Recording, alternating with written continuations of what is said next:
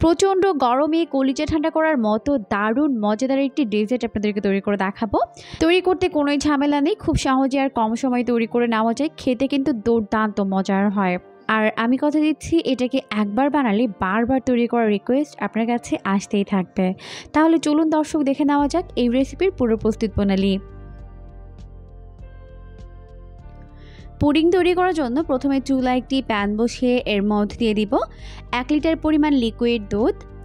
আমি এখানে গরুর দুধ ব্যবহার করেছি, তবে আপনারা কিন্তু প্যাকেটের গুঁড়া দুধটিকে ব্যবহার করতে পারবেন।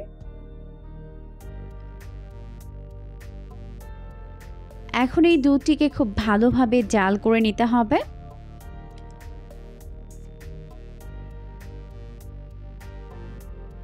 তো প্রথম পর্যায়ে প্রায় 2 মিনিটের মতো জাল করে নেওয়ার পর এখন কিন্তু দুধ হালকা গরম রয়েছে। তো এই পর্যায়ে আমি এখান থেকে কিছুটা দুধ উঠিয়ে নিব। আর এই দুধের টেম্পারেচারটা হবে এরকম যাতে আঙুল চোবালে আঙুলটা সহ্য করা যায়। এরপর আমি এর মধ্যে অ্যাড করে দিচ্ছি 1/4 কাপ অর্থাৎ 4 টেবিল চামচ পরিমাণ কর্নফ্লাওয়ার। কর্নফ্লাওয়ার দেওয়ার পর এখন দুধের সঙ্গে ভালো করে মিশিয়ে নিচ্ছে। আর এটাকে অবশ্যই ঠান্ডা দুধের মধ্যে মেশাতে হবে, অর্থাৎ কুসুম গরম বা ঠান্ডা। গরম দুধে কিন্তু কোনোভাবে মেশানো যাবে না, তাহলে কিন্তু এটা দলা পেকে যাবে। তো খুব ভালো করে এটাকে মিশিয়ে নিতে হবে যাতে ভেতরে কোনো লাম্পস না থাকে বা দলাভাব না থাকে। তো ভালো করে মিশিয়ে নেওয়ার পর এখন আমি এর মধ্যে একটি ডিমের হলুদ অংশ দিয়ে দিলাম। সাদা অংশ কিন্তু দেওয়া যাবে না, হলুদটাই দিতে হবে। দিয়ে এখন খুব ভালো করে এটাকে মিশিয়ে নিব।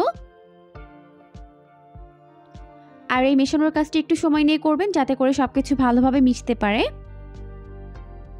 তো মিশিয়ে দেওয়ার পর এখন আমি এটাকে একটি সাইডে রেখে দিব। আর এই দুধটিকে ভালোভাবে জাল করে বলক উঠিয়ে নিব, কারণ দুধ যত বেশি ঘন হবে এই ডেজার্ট কিন্তু খেতে ততটাই বেশি ভালো হবে। তাই একটু সময় নিয়ে এটাকে জাল করে নিতে হবে। জাল করার এই পর্যায়ে আমি এর মধ্যে অ্যাড করে দিচ্ছি খুবই সামান্য পরিমাণে লবণ।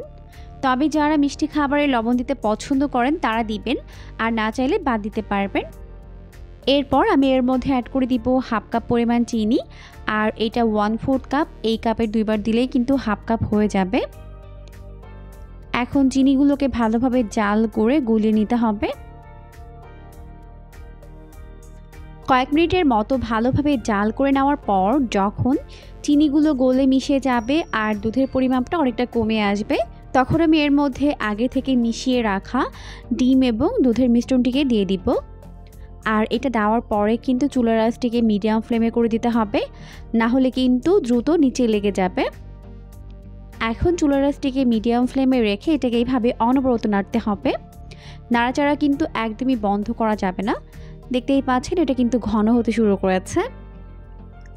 আর এই ডেজার্ট তৈরি করার ক্ষেত্রে এই সময়টা কিন্তু এটাকে অনবরত এভাবে নাড়তে হবে, কোনোভাবেই নাড়াচাড়া বন্ধ করা যাবে না।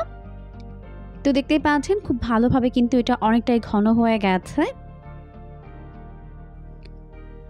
এখন আমি এটাকে আরও কিছুটা সময় নিয়ে জাল করে ঘন করে নিব।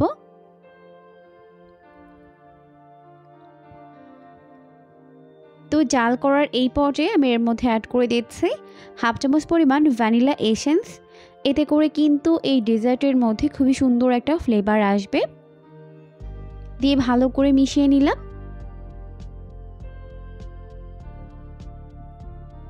তো প্রায় 5 মিনিটের মতো আমি এটাকে মিডিয়াম আঁচে জাল করেছি। এখন কিন্তু এটা অনেকটাই ঘন হয়ে গেছে। তো এখন আমি এটাকে চুলা থেকে নামিয়ে নিব। এরপর আমি এখানে একটি বোল নিয়েছি, আর এই বোলের মধ্যে অল্প একটু সয়াবিন তেল ব্রাশ করে নিচ্ছি এইভাবে। তো সয়াবিন তেল লাগিয়ে নেওয়ার পর এখন আমি এর মধ্যে এই মিশ্রণটিকে ঢেলে দিচ্ছি। আর এই কাজটা কিন্তু খুবই দ্রুত করতে হবে, না হয় কিন্তু এটা প্যানের মধ্যে জমে যাবে।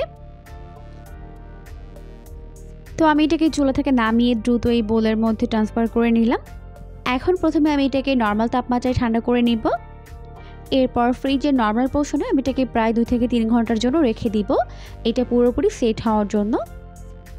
তো এখন আমি এটাকে ফ্রিজে রেখে দিচ্ছি। 2 ঘন্টা পর আমি এটাকে ফ্রিজ থেকে বের করে নিয়েছি। আর এখন কিন্তু এটা খুব ভালোভাবে সেট হয়ে গেছে।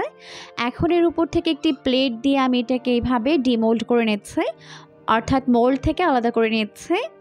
এরপর আমি এর উপর থেকে এইভাবে ডেসিকেটেড কোকোনাট অর্থাৎ ড্রাই নারকেল দিয়ে দিচ্ছি। আপনারা কিন্তু চাইলে এখানে এটাকে বাদ দিতে পারবেন বা চাইলে উপর থেকে গুঁড়া দুধও দিতে পারবেন দেখার সৌন্দর্যের জন্য। এখন আমি এটাকে এইভাবে স্লাইস করে কেটে নিচ্ছি।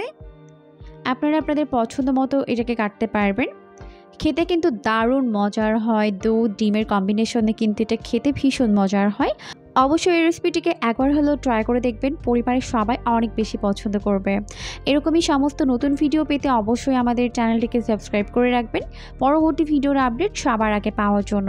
আজকের মতো এখানেই বিদায় নিচ্ছি, সবাই ভালো থাকবেন, আল্লাহ হাফিজ।